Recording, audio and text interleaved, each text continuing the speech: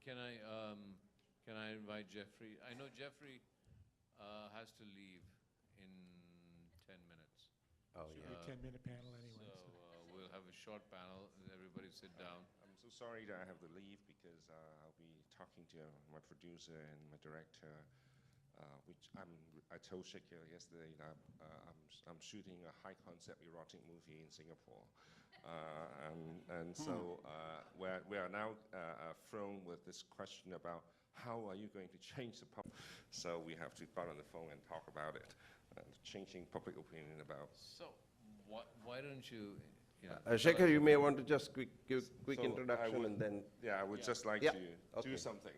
Okay, speak something. No, I'm going to ask Jeffrey to introduce himself. Oh, yeah. Yeah, tell me. Yeah, I was expecting you to ask that. Yeah. But first of all, I have to say this is one of the one of the very few conferences that I've been to lately in the last 12, 18 months, which I believe I will remember for a long, long time. Thank you.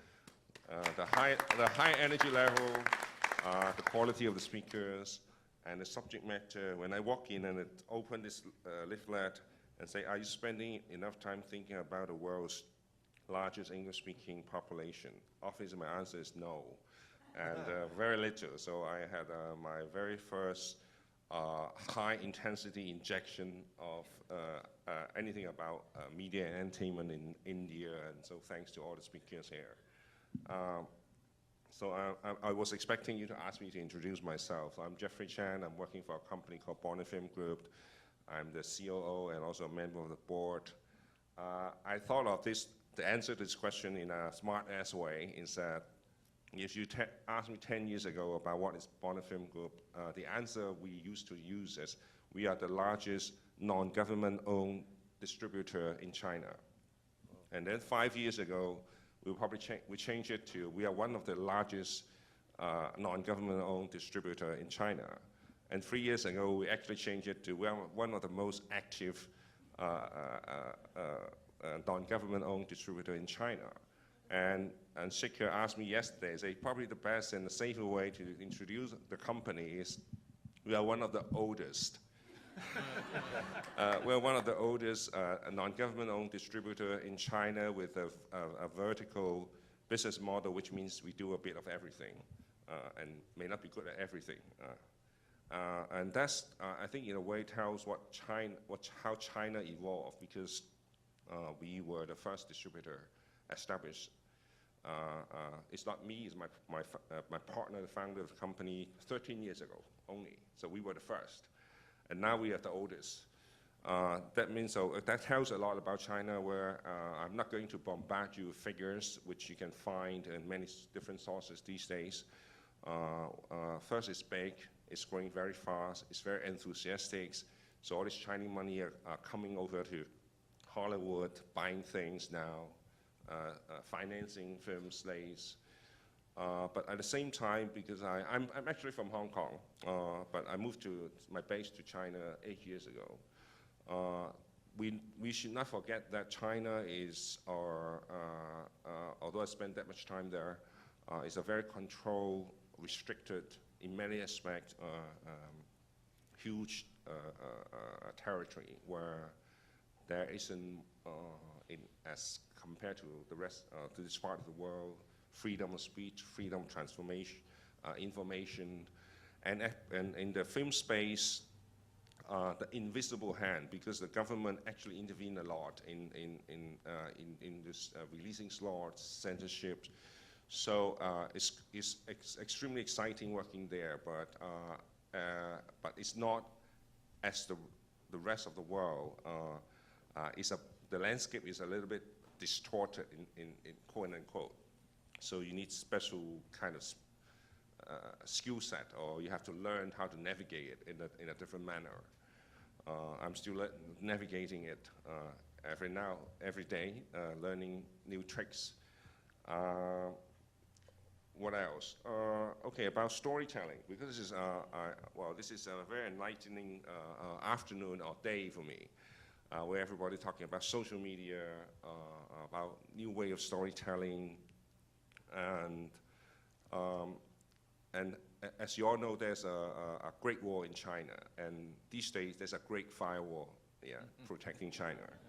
So what we've been talking about actually is refreshing to me that, there's a lot going on outside this, beyond this Great Firewall.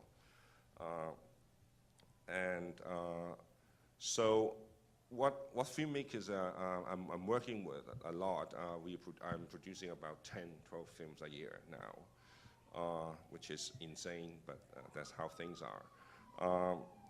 Is filmmakers in China these days are also figuring out how, even us as investors, figuring out how to navigate the landscape, changing landscape.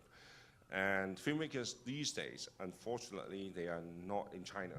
When they're making Chinese language film, they're not interested in the international audience, mostly. They like it if you ask them, but when you come down to practical reality, well, because the size of the money that can be generated outside China is so relatively so small, so everybody's focusing on China. And same with us lately, which is unfortunate. And what else? A gentleman came just in the previous break, asked me about China. I say maybe the best way to learn about what Chinese audience like these days is to take a look if they are available on internet, may or may not, without English subtitles, or the latest hits, which are generally low budget. People talk about it. Low budget in the sense that it's about 5 to 8 million US, which is considered not high budget now for theatrical films in China.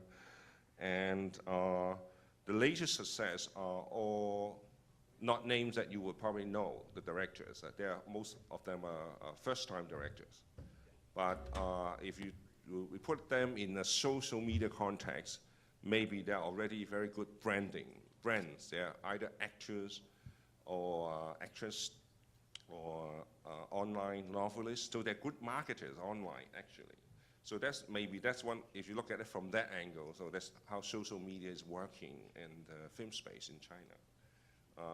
I can give you the top 10 list. Probably you don't know about these films. When you watch them, you scratch your heads why these films are crossing so successfully, because I am a big fan of Magnificent lately, but I like the film so much. But in terms of the comparative box office, it's not great in China.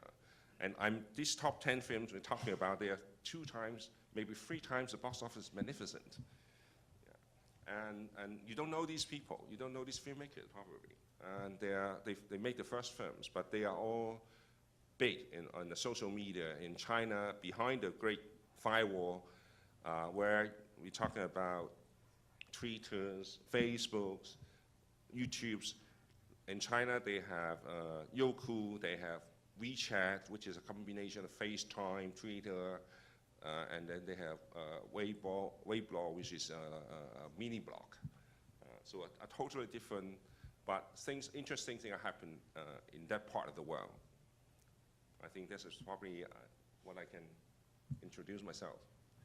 So what are you doing with Hollywood? Well, I'm here kind of by accident. That I'm so happy that I extend my stay until today. I'm trying to, as some people know, I'm trying to work on a few English language films here, which may have relevance in China, in the China market. It may not necessarily be co-production. As we all know, co-production is difficult given the set of rules that superficially it's very easy, only a few of them. But when you come down to really filmmaking, talking about creative, it's very hard to tell a story, a good story, to so different an audience in these 2 worlds, or in China and outside. So co-production is hard, but I'm trying to do some English-speaking language films here because I believe what's going to happen very soon, that I think every year maybe the top 20, out of the top 20 highest budget film made outside China will probably have a lot of Chinese elements, like Transformers, like it or not, but they will have, because they will rely China to recruit. And at the same time, there's a shortage, a huge shortage of good stories and good storytellers in China, actually. Although there are a lot of films more and more films get made, but there's shortage of talent. And so maybe there will be, and obviously the country is opening up for more international products, but as compared to the demand for entering the market, it's still small. We're talking about 50 and then maybe over 70 something soon. And so I would think there may be a room for some international projects with more China relevance that will have an opportunity to work there. And this, I'm thinking about films in the budget range of about 20 million US, which this is the project I'm working on, a few of them. And of course, as we talked about yesterday, making a film with India is always a priority too. I tried to convince him to make a musical. He said musicals don't run in China. Well, it's hard, never been successfully cracked. This is a genre never, as to my knowledge, no successful musical ever been made. But you didn't have an Indian director. Yeah, maybe. Yeah. So questions, because I know that Jeffrey will have to leave in the next 2 minutes, 5 minutes, and then 2 minutes, sorry. 2 minutes. Quick question for Jeffrey. Anything China? Everybody keeps asking about China. You have one of the top 3 companies sitting right here. Yes. A couple of years ago, the Wanda Film Group bought AMC Theaters. Is there in your knowledge or assumption, a longer-term strategy other than kind of a real estate play? We own a lot of theaters in the U.S. Is there some bigger, grander strategy down the road? Well, they are trying to run a film festival out of Qingdao in the big piece of land that they had from the government. They have a film division, and I'm not surprised that they will. I don't know. I don't have any insider information, but I'm not surprised that they will end up working closely with a studio, financing $100 million film slates, because last week I was here because one of our largest shareholder, actually an equal largest shareholder, they invest in a company called Studio 8, Jeff Robinoff. So they were here, so I was with them last week. So I think these things are happening, although they may not know movie making here at all, but I think that there's an ambition, and because China is considered, well, it's now the second largest market in the world, although half the market actually belongs to Hollywood films. So they aspire, there's big aspiration for Chinese entrepreneurs and to have a presence here. So the question that people ask me, when are you going to open the office here? So everybody seems to have an office here now. Whether that, I don't know whether what they're doing, but that seems to be the trend. Yes. I had a question for companies like Bona. Is there a push to be able to distribute Hollywood imports, or? Well, we always push for that. We always want to. We did every year we do buy 1 or 2 films, imported films, but we've never been successful in getting that because actually there was a scheme that we participated in 3 years ago to discuss with Film Bureau how they try to open up and allow, because there's been pressure from the MPA that they should open up more competitions to allow more distributors to participate in the distribution of imported films. But so far it hasn't been successful. We hope we will be, but we did participate in the drafting of a scheme 3 years ago in how to have a more transparent, accountable way of allotting those quotas. Yes, my second question to that is, going forward in your portfolio of films, is there a desire to have a skew towards homegrown Chinese product, or more balance between, if it so happens, imported product and Chinese language product? Well, if we can decide, of course we cannot. We would love to have, to build, while we have less, this year we have 10% of the market share for the Chinese language film, we'd love to have 10% of those imported films. But I think at this moment in time, it's not up to us. Datta, you had a question? So I have to All right, excuse so- myself. Yeah, Thank you, it's, Jeffrey. it's a lovely day. Thank you so much. Thank you. The food is good, actually, lunch. Thank you.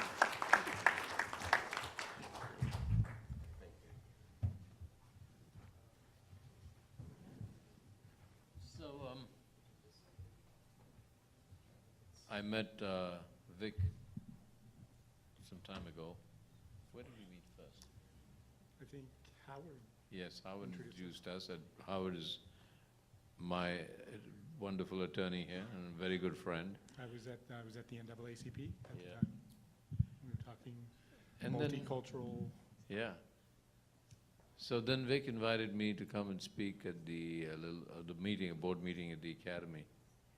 And I went and said that the Academy is at risk of becoming redundant, because 90% of the films in the world get categorized into one little category called Best Foreign Language. That's about 90% of the world output of cinema.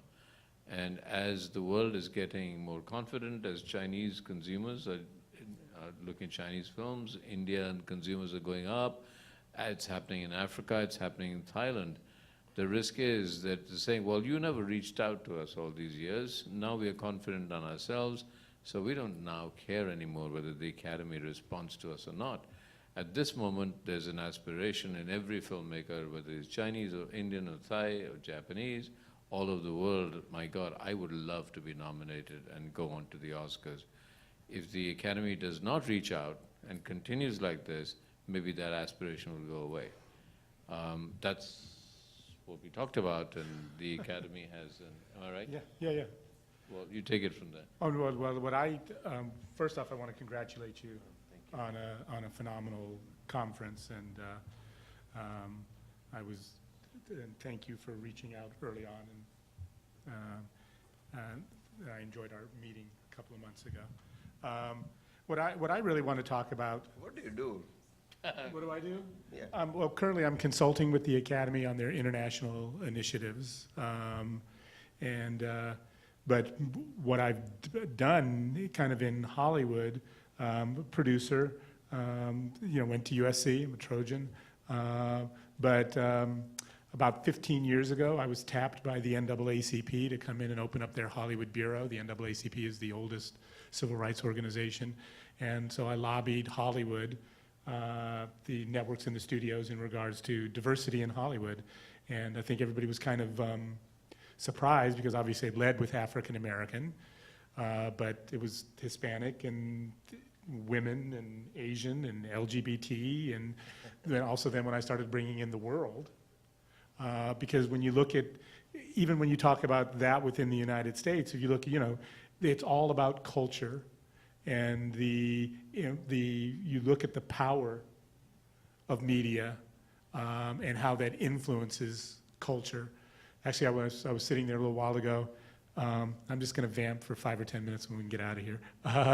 But I remember one of my professors was talking about the power of media and said, kind of challenged the class. He said, some filmmaker needs to make a film about utopia, and have it filled with all the drama, because people always try to emulate the movies. So if you could crack that, and get people emotionally engaged of how we get to utopia, how we create utopia, just think of the power that would have. And so that just always touched me, and it always comes up, and when I was sitting there earlier. So one of the things is we talked about the business, which I think was very important, because I think sometimes there's a separation of business and art, and I think it's a false wall, because they don't exist. It hasn't existed. I liked your story about Van Gogh. There's a similar one about Michelangelo. You know, he did not want to paint the Sistine Chapel. It was a job, you know, and so he had to go to work and paint it. And now we look at all the wonderful art. But the one thing, it's kind of come up a couple of times. You mentioned it, traveling on the train. I think the other gentleman mentioned it, that this is an art form for the poor.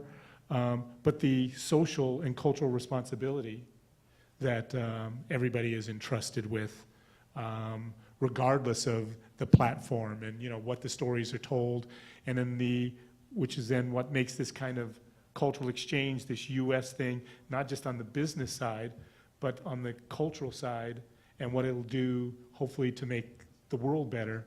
And when we look at all the craziness, we look at ISIS opening up its production values so that they can use it as a propaganda, you know, basically stealing from Hollywood and Hollywood action movies to get young, you know, teenage boys involved in, you know, terrorism.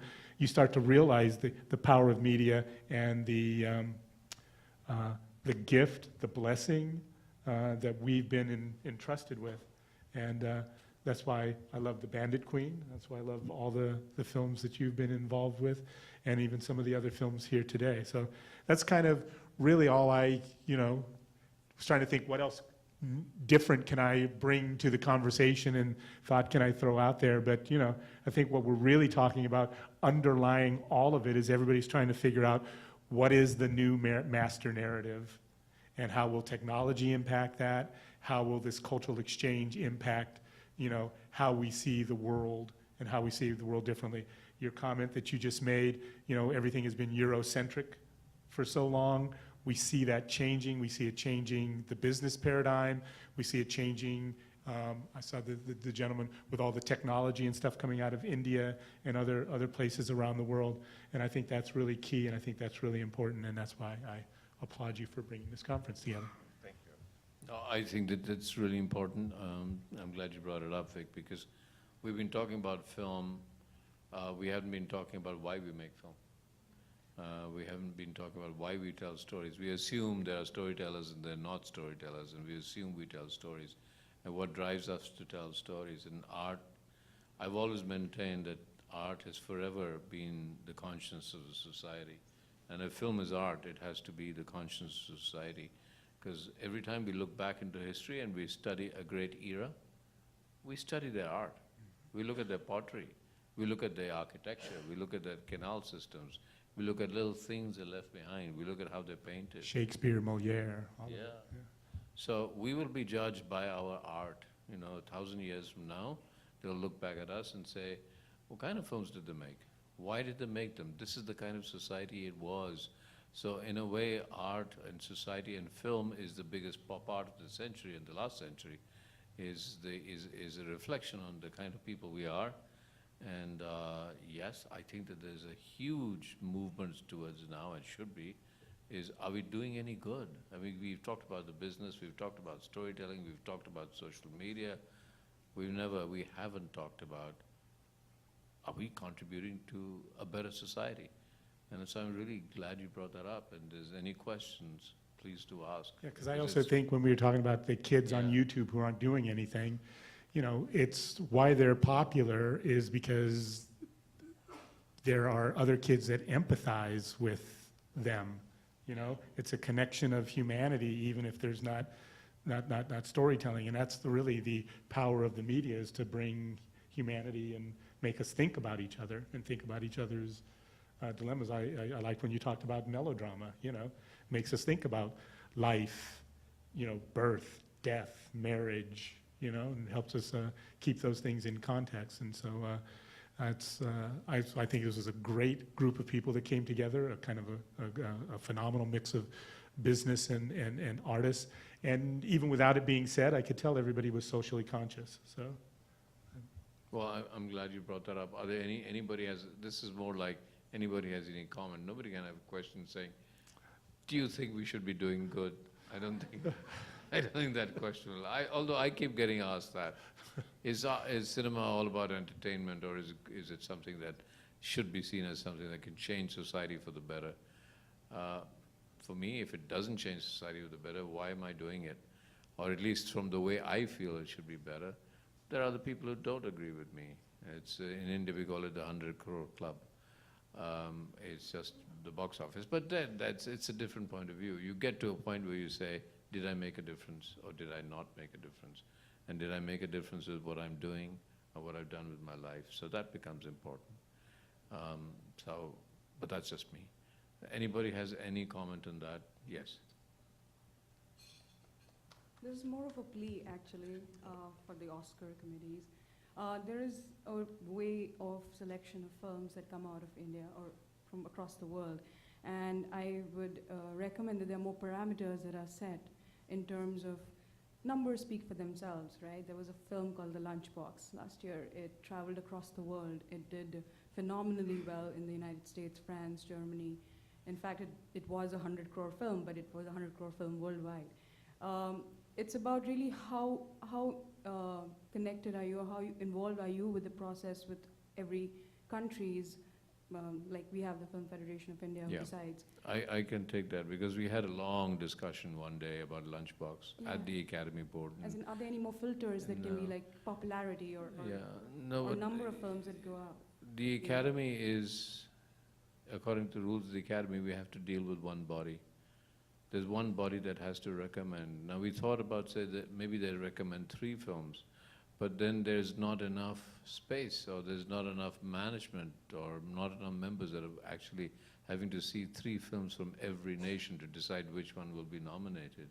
So the Academy actually depends on one body to nominate the films. And yes, of course, you go to the government and Iran may not nominate the film that we think is the best film. And yes, Lunchbox was a huge case where it should have been nominated, but somehow the body that decided not to nominate was the body that had been chosen by the Indian government as the body that will represent it. So I think it's a lot more to us. And Lena and I were talking the other day to us in India and to people in every country that we have to come forward and say, there is a fairer way of choosing the one film that we nominate, and there's a fairer way of putting those bodies together, those particular film bodies together. We've talked a lot about this at the Academy, and we've examined this, but we are at a loss because how else, who do we deal with? If we deal with the government, it's even worse, right? We can't deal with the government, so we're hoping that the body have an independent point of view and a fair point of view. And if it doesn't, then we're just going to appeal to the people of the film industry to choose that body and recommend it to us. Am I right? Yeah, absolutely. Question? Thank you. My husband says that living with an artist is What's like... your name? Amrita. My husband, Ravi, who's sitting next to me, he says that living with an artist is like living with someone with a character disorder. And I believe that to be true. So if you are an artist, you have to figure out a way to get the point or the art across, depending whatever era you are in, whatever millennia you're in. So I think you have to, my experience is you have to accept that you're going to get the art out there, and whether it's a cell phone or whether it's a live show or whether it's, a tweet, there has to be a way to get it across. That's my comment. I I'd would like to go hear further that. than that. I said living with an artist is like living with a schizophrenic. Because it's what drives an artist really is the schizophrenia of there is the world and there is the imagined world. And you're constantly jumping from the world that you perceive, which you don't like, into the imagined world which you would want to be. So you start writing stories about either the connection or what's wrong with this world or the imagined world. But whichever way you're doing it, you're going from one world to the other and back, and ultimately the way you connect and harmonize the two worlds, and therefore you are sane, is because you create your work of art.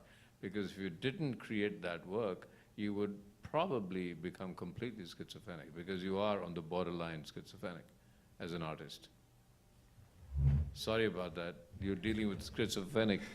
I have my attorney here and my lawyer there, and they're dealing with a schizophrenic client. So I just, real quick in closing for me, and again, probably because I'm on my old stomping grounds, another thought that I had when you're sitting in the college dorm rooms and you're talking about kind of the big premise, is man good or evil? You're doing all those big philosophical questions. I always pointed to the movies as evidence that man was good, because in the movies, the hero always wins. And that's the most popular films. If you go by who shows up at the movies to what they want to see, the people don't show up to see the villain win. They show up to see good triumph over evil. So I don't know why, I just wanted to close with that thought. No, here absolutely. In the college I think, campus. thank you so much. Truly, this has been a kind of a conference. We had about 60-70% conference, and then we allowed it to float as it. And I gave up on managing Americans who did not want to live in a very structured way. So we allowed the conference to also float to the later part, I think. But on the whole, Talk about an Indian talking about unstructured ways about Americans. I think Americans are tired of too structured, so I think that's we wanted to give them little, and that's what, especially because of that, we decided let us give dinner. Normally, it say that there's nothing like free lunch, but there's no free dinner. They have to sit here, listen, and wait for the moment to come. So I think it's been a very, very good, turnout and conference. I also want to thank you, some of people. First of all, Vic, thank you so much. Okay. As you all know, that myself and Shekhar just thought of this idea, and I think Gauri came up in first week and said we should do something, and we were sitting and said, okay, let's do something interesting. And he said, let's do one conference in Mumbai. And we said, why Mumbai? Let's do it in LA. And it's less than about 2 months, and then we had to put together everything. But I think we made it, right? And got to thank FICCI. Thank you, Lena. Yes. Yeah. I think, Lena, may I request all my colleagues to stand up for a minute, so at least Melaine, then Pratibha, and everyone from, I think they have worked day and night, I tell you. Nothing would have happened. It was so difficult connecting Los Angeles and Mumbai. Every morning, 6, 7 o'clock, 5 o'clock in the morning, at night, 12 o'clock, 1 o'clock, we had to connect and keep everybody engaged, and I think it did happen. At the same time, all of the other people who have been supporting here, thank you, people like you and the crew here. I'm not a very, very structured speaker at this point in time, so I don't want to just go on and on, but I want to thank everyone who has come in. Just don't cry. Don't break it Or start to dance. That would be a melodrama with crocodile tears, I think. So please, that you can teach. I don't know. Yeah. So you're a director. So, but I think, thank you, Shekhar. It's been wonderful, and I must thank each one of you here. Yeah. It wasn't my idea. This was Nishith's idea. I just bought into it. Shekhar, you should thank everybody as well, I think. I should remind you. With a sweet in my mouth. Okay. Thank you very much. Thanks. You've been a great audience. You've hung around. You've been there. You've been patient with us. Thank you for all the organizations.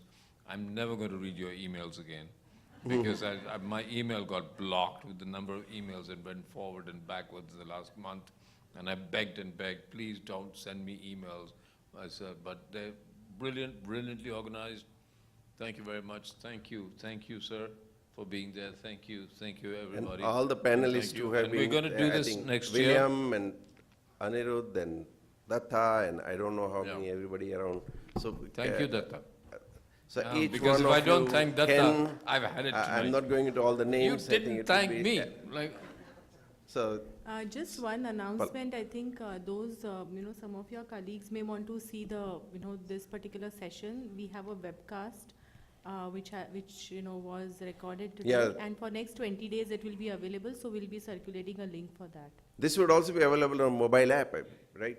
So I Oh, think, oh, yes, and Amrita, please, thank you. Amrita, Amrita yes, was thank is a you. friend, and suddenly one day I called her and said, I need help, Yeah. and she was there every Oh, day. she was very good. 12 hours a day. I know you Am I missed her. forgetting somebody? Ravi? I think, I'm not naming everybody, but all the panelists, all the people who helped, please pardon me if I've just missed out any name, but we really want to thank you. And next year, sometime during last week of September and first week of October, I think that's the date we are thinking of. Is it okay with everyone here, it looks like? Okay, so I assume at least this much audience has written a promissory note to come, and so at least we take them for granted.